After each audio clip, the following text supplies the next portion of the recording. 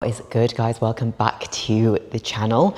I hope we're all doing well. I thought I would just pick up where I left off on last week's video, sort of, which is in our apartment gym, because I am going to take you through an apartment gym workout today because I'm in for upper body, but I was thinking, you know what? I reckon I could get a full upper session just on this one rack here. And we have dumbbells and cables pull down.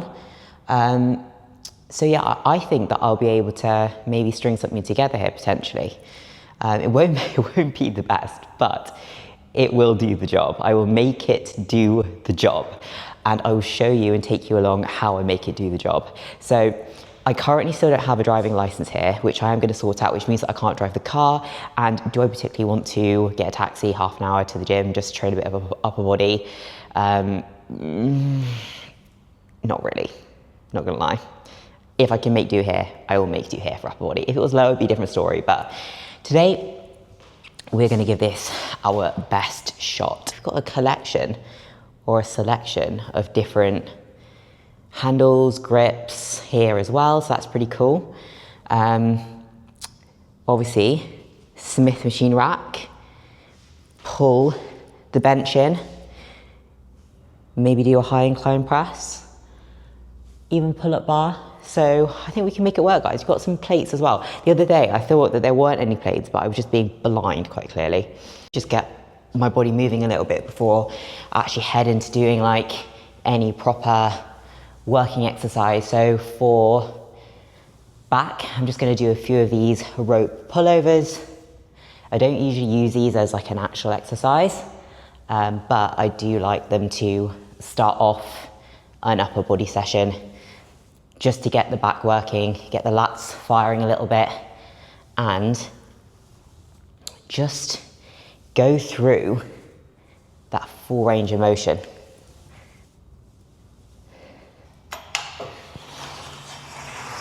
I reckon I could even do a lion cuff lateral here, to be honest. Guys, it is a touch heavy, I will say. Not ideal, but can make it work.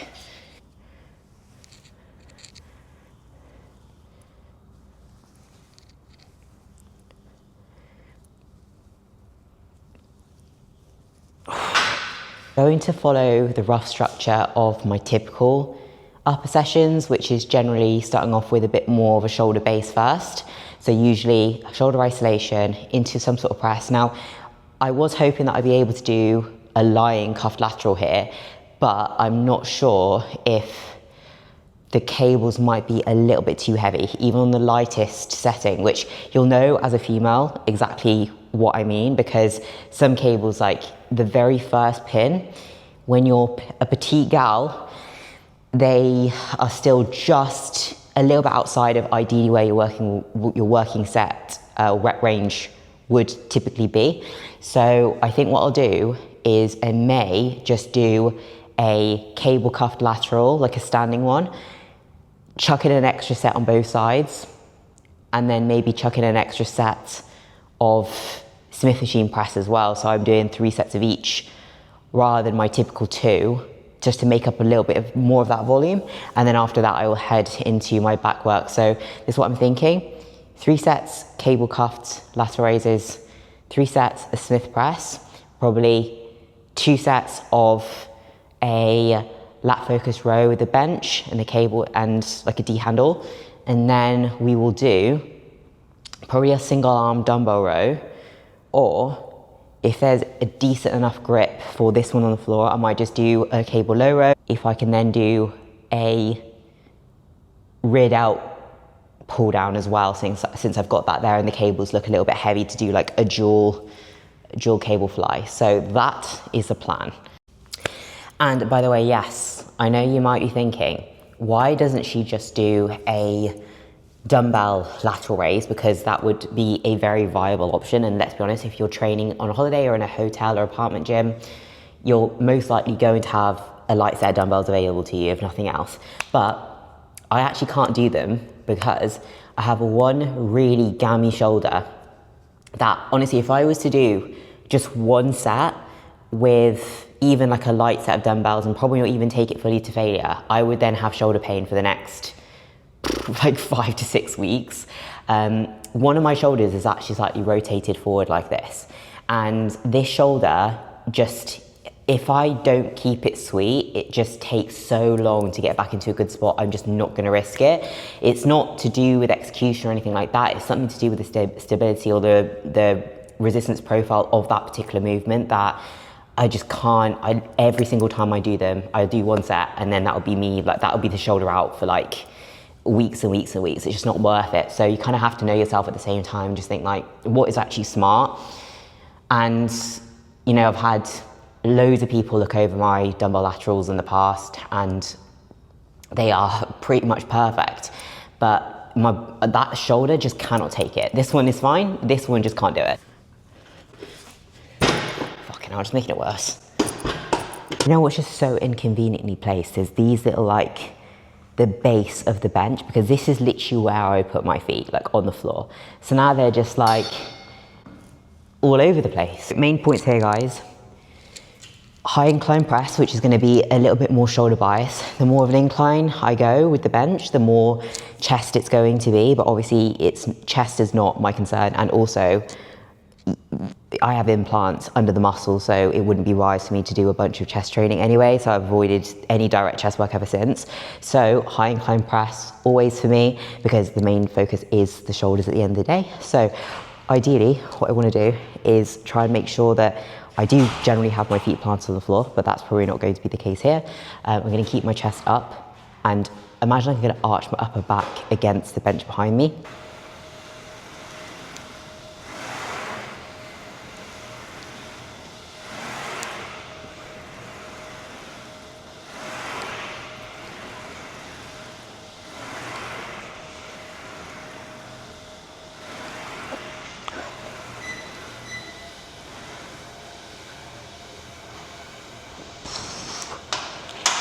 Going back to my point about having your chest lifted and almost digging your shoulder blades into the back of the bench behind you, almost slightly arching your upper back against the bench. One thing you do need to look out for is as you go to press your arms straight, that's almost where you're going to be breathing back out. So think about our breathing, trying to breathe on the way down, really capture that air like in your core, in your stomach, to really be able to brace hard. And you're not really gonna let that air out until you almost get back up to the top. But with that, as you go to almost like whoosh that air out, you need to make sure that you don't just end up rolling the shoulder forward and depressing the chest right in, and then also losing that aspect of digging your shoulder blades into the back of the pad, because you just lose stability. It's not a great position for you to press in. So always keep that sternum up, chest nice and proud. Even when you go to blow the air out and push the bar straight, remember to keep that chest nice and proud, nice and tall. Not bringing the bar like all the way down to my chest, and that's because just because I could get more range of motion doesn't mean that I should.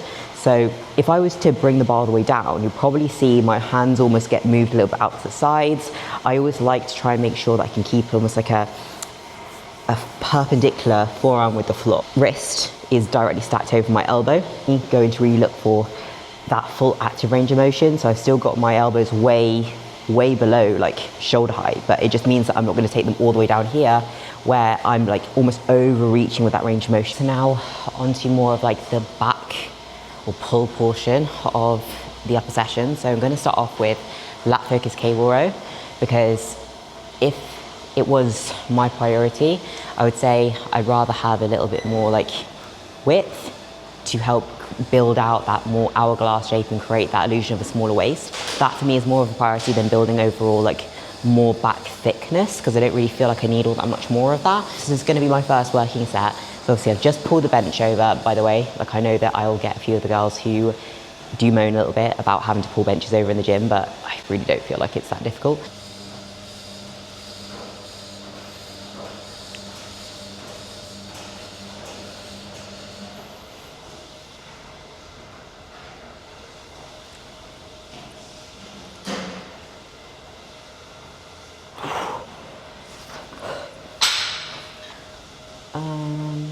So I've decided that I'm going to do a seated low row with like a neutral grip. Now, I'm not usually a fan of these ones, to be honest.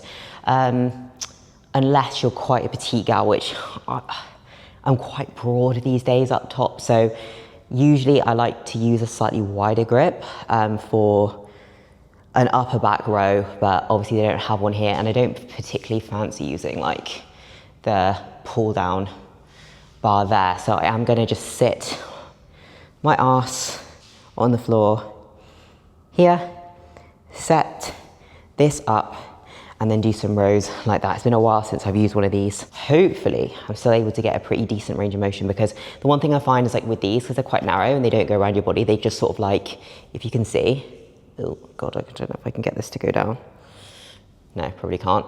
But anyway, they sort of just go directly into your chest. Well, not in your, hopefully you're not putting it to your chest like that, but they literally just sort of go straight into your body. So it's kind of harder to get like a full range of motion. So we'll see how it goes.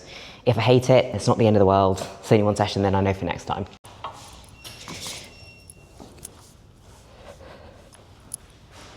Hello, how are you? I'm good.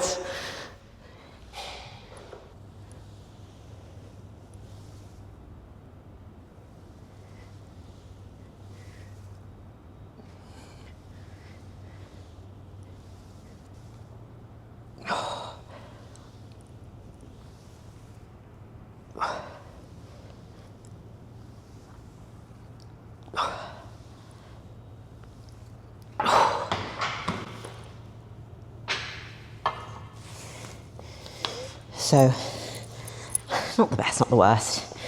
Kind of indifferent about it, but I'll keep with it.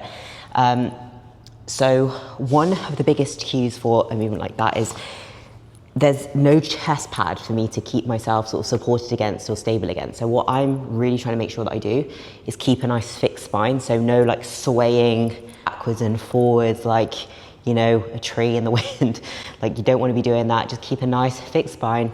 Allow for that stretch across your back as much as you can when you're working upper back. So I'm allowing my shoulder blades to really slide over my rib cage. So I'm getting this nice stretch. So I'm allowing, as my arms go straight, my upper back is stretching forward as much as I can. And then as I drive my elbows back, I'm lifting my chest, keeping my spine fixed, not moving that, squeezing my shoulder blades together. Imagine like I'm gonna squeeze a pencil that is in between my two shoulder blades, like squeezing it together. And that is what you're aiming for with a movement like this, whether it's like a seated row that I've just done or a chest supported row. Obviously with the chest supported row, the chest support is gonna keep your chest a bit more like in place, versus if you're sort of supporting yourself in your own torso, then just be aware not to allow your body to move too much. So final exercise to cap off this little upper session. So I've done 3 sets of standing cuff laterals, 3 sets of Smith machine high incline press, 2 sets of single arm lat focus row on the cable, 3 sets of the neutral grip upper back low row here, and finish off with 3 sets here of a rear delt pull down. So that will cap off my upper session. I think I've been in here for maybe like,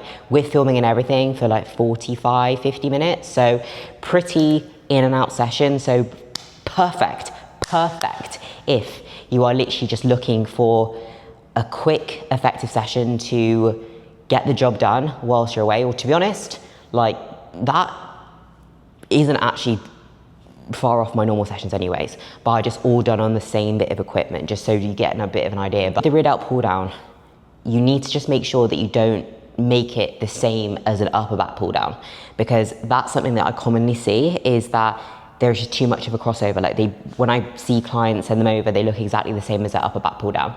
So the difference is that we're trying not to use the upper back here, so we don't need to try and squeeze our upper back together. Remember what I was saying about really retracting your scapula and shoulder blades back when you're doing like a row?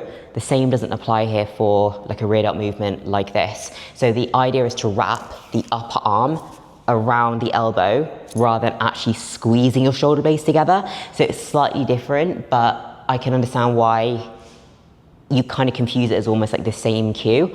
So here, I'm actually not going to use any lifting straps, because I've had to lighten the load a lot to make sure that I'm using my rear delts more so than, let's say, my upper back starting to take over. And then before you know it, your elbows are right down here tucked in again, and you're basically just doing an upper back pull down. So I don't even need lifting straps here. I always like to work in a slightly higher rep range. Take the grip around, would say just wider than shoulder width. Hips under the roller, tuck them slightly under, slightly in back, shrug the shoulders down, elbows almost slightly flared out, and wrapping that upper arm around the shoulder. So you see how it's a really controlled movement. I'm not trying to necessarily pull the bar down towards my chest. It's more so finishing a few inches from my nose. So the bar path and my elbow path is much higher than what it would be if I was to actually be working my upper back here. It's always very controlled. I'm thinking of it as like a drag, keeping the elbow path high. I need to focus on trying to get my elbows as far back behind me as possible. Literally just trying to wrap the upper arm around and sort of see the difference between what I did there and what would be like almost a typical upper back pull down, where the positioning is almost the same. You still got that slightly leant back position, but I'm pulling the bar down towards the top of my sternum and tucking my elbows in more. So you see the difference in my elbow and my upper arm position. So that's your upper back pull down. And then flare the elbows out, pull more toward your face. That's more of your rear delt pull down position. That basically caps off my little upper session there. I'm not gonna do arms today, but I think all in all, that session was around like 45, 50 minutes with me filming and setting up for all of that as well, and chatting shit as usual. But hopefully that gives you a little bit of an idea about if you're on holiday or you're training out of your apartment, if you ever need to do that, then it actually is so simple. I feel like, well, I've done everything off of one bit of kit. I've not even touched the dumbbells. So depending on obviously where you are or the equipment you have available, you might have to tweak that a little bit, but it just goes to show you can actually go in and have a pretty decent session. Like that is not even far off what my normal session would be, because my normal upper sessions, realistically, they're not lasting longer than even an hour. If I was to cap that off with arms, it would be a little bit longer, but we're not gonna do arms today. We're actually gonna go and see a gym that is actually really nearby us. So I'm gonna get back up to the apartment so that we can go and have a little gander, because obviously Dungeon is about 30 minutes away. So well, more in traffic on the way back. So I would love, if it's like not gonna be stupid cost per month, that I might just join if it's not gonna be outrageous, because it's only like 5 minutes from our apartment and I can literally walk there. And I'm like a convenience queen. I don't like spending ages in the car traveling. Like I know Mark doesn't mind, people just don't mind doing it, but I just like to be in and out. Like I'm not someone who wants to spend ages in the car, especially as someone who gets a little bit car sick as well. So yeah, like that would be ideal for me. So I'm gonna go and have a little look around that. And yeah, guys, hopefully you enjoyed this little snippet of the video, and I hope that you find that useful as well. Hi guys, so it is now just coming up to 4 p.m. I have just jumped off a call with one of my clients, Gima, who has just recently actually had, well not too long ago, had a surgery, so she's now sort of getting back into training properly, where now that she's been given the green light to basically be able to do everything. So now we're just picking up on getting her consistently in the gym again, sort of breaking the ice initially, because you know what it's like,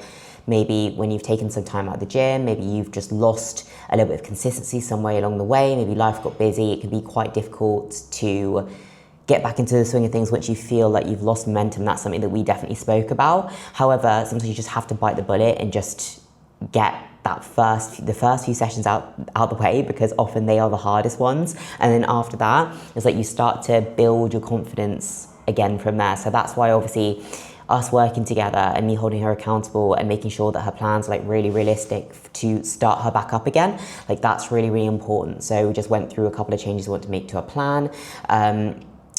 With regards to her nutrition, just a couple of requests for the meal plan, which I've never got any issues with, so I'm just going to sort those for her now. But we actually did just go to the other gym that I mentioned when I was training earlier in the apartment gym. So it was only like a 10-minute walk away. It's actually in a mall, and we had a little look around. It's a bit more commercial. We went to one of the WellFits before when we were in Dubai, and it was which one was it? it was a Maidan one, and that was really, really good because it previously was a different gym which had really good kit, and then when it turned into like a WellFit, they just kept all the kit. So it was amazing. Like they were so well, it was so well kitted out. Whereas this one was definitely a lot more like pre-core, the odd little bit of Atlantis, and not to sound like a gym snob, and I'm not actually that much of a gym snob. I just train in an apartment gym, so can't really say that about me anymore.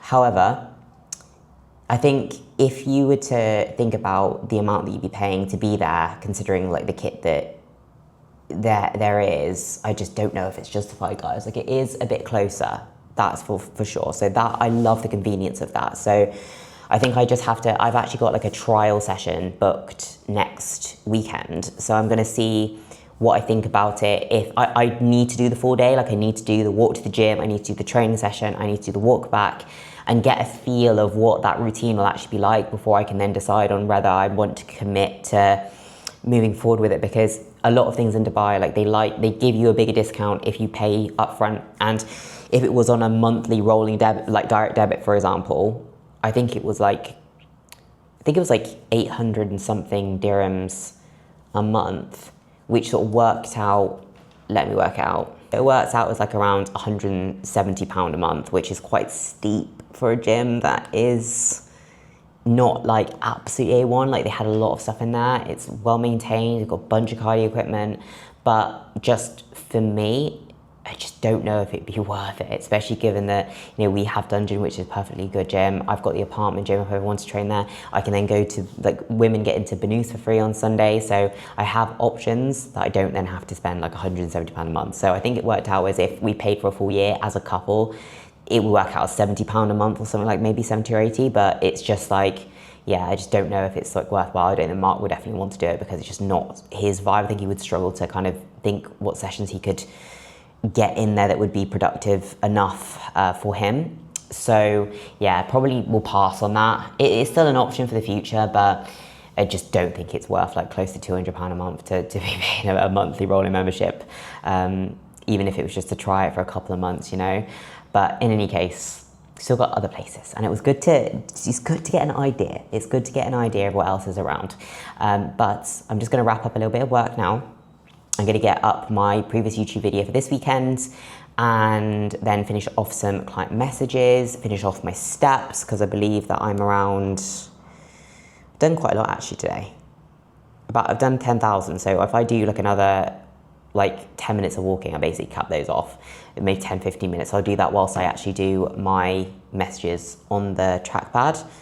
And before I do any of that though, a meal definitely needs to go down, because it's meal time in about 8 minutes. If there is anything else that you want me to go through with regards to the the apartment gym workout that I took you through earlier, if you have any questions on that, just drop a comment down below.